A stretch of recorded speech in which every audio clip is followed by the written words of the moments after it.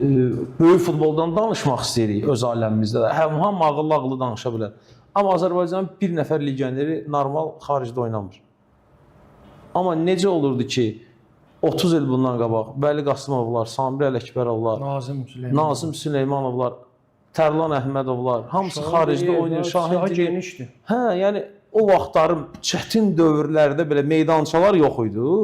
Amma o vaxtların belə futbolçularımız var idi. Rəşad Sadıqovun özü olsun belə. Yəni bu illərin həmin o futbolçular nədən çıxıb, hardan çıxıb ki? Deməli qanda, canda var da, qardaş, vallahi hamı deyir, biz çox bacarıqlı millətik. Vallahi futbol da bacarırıq, güləşməyi də bacarırıq, dedikodu eləməyi də bacarırıq, hər şeyi bacarırıq. Bir dənə o olmasın da. Yəni onu da bacarırıq da, yeri gələndə onu da bacarırıq. Amma qardaş, bizə o bacarıqsız demək doğru deyil. Ya bizim qanımızda futbol qanı yoxdur. Hə qardaş, imkan yaratsınlar, şərait qursunlar, görsünlər ki, Azərbaycanda futbolçular var, yoxsa yoxdur. Düzgün bir iş planı cızsınlar, o iş proqramı ilə, planı ilə bir ən aşağısı bir 3 il irəliləsinlər və o cücərtiləri ondan sonra görəcəklər. Qardaş, bu mümkün deyil. Biz əgər nətər ola bilər ki,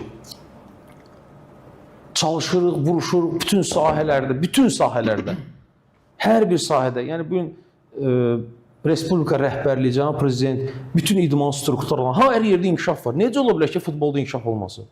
Sadəcə bir dənə etimad eləmək lazımdır. Yəni bizim o, valla hamı bəzən deyir, Azərbaycanda savadlı məşqçilər var, azdır, var. Amma onlara etimad eləmək lazımdır, etimad göstərmək lazımdır. Qardaş, o gənc, perspektivli məşqçiləri daim kurslara göndərmək lazımdır, stajirovkalara göndərmək lazımdır, praktikalara göndərmək lazımdır ki, həmin o məşqçilər, həmin o futbolçuları yetişdirsinlər. Nə qədər bura xarici mütəxəssis gəlsə də, o xarici mütəxəssis bir şey bilmək lazım. Bizim psixologiyanı bilmir. O yanaşmada geci-tezi səhv eləyəcək. Yəni, bugün də eləməsə, sabah eləyəcək, sabah da eləməsə, bir ildən sonra eləyəcək. Və bu bir nəfərlə deyil. Sən onda gələ bir sən eləyəsən, bütün akademiyalara, hamısına xarici mütəxəssis gətirəsən, hamısına, bütün yaş qruplarına, hamısına, Qarabağdan tutmuş, nə bilim, Kəpəzə kimi, hamısını xarici mütəxəssis elə. Uşaq yaş qruplarının hamısını elə. Sonra nə olacaq? Biz Azərbaycan məşqçiləri, sabah o psixologiyada yetişməyən Azərbaycan futbolçuları, qardaş, biz spesifik millətik, biz Qafqazlıyıq. Yəni, bəzən müqayisələri eləyirik, amma bəzən müqayisələrdə də bəzi şeyləri səhv salırıq. Yəni, Gürcü bizə necə güclü ola bilər ki? Gürcü məndən necə güclü ola bilər, qardaş? Hə, ona yaradılan şərait fərqlidir, mənə yaradılan fərqlidir. Hə, sən mənə 2 milyon verginə, Gürcüyə verginə 50 milyon. Əlbəttə, Gürcü məndən güclü olacaq.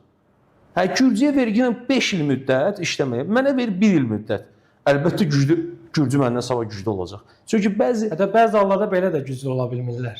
Bəzi hallarda elə də güclü ola bilmirlər. Amma bu günlərin bəzi şeyləri biz müqayisə eləyəndə çox belə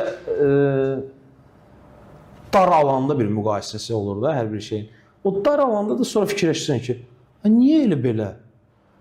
Niyə başqa cür olmamalıdır bu proses? Yəni, valla biz çox çalışqanıq da, futbol da bacarırıq, başımız da işləyir. Sadəcə etimad eləmək lazımdır və dediyim kimi də bir proqram, plan olmalıdır ki, qardaş, Azərbaycan futbolunun inkişafında hardan başlamaq lazımdır?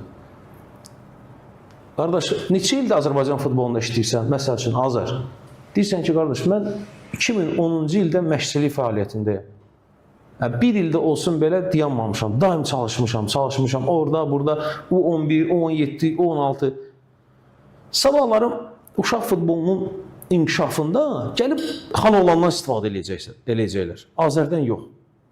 Xanoğlan uşaq futboluna əlaqəsi yoxdur. Xanoğlan da aşağı-yuxarı uşaq futbolunu ancaq televizordan baxır.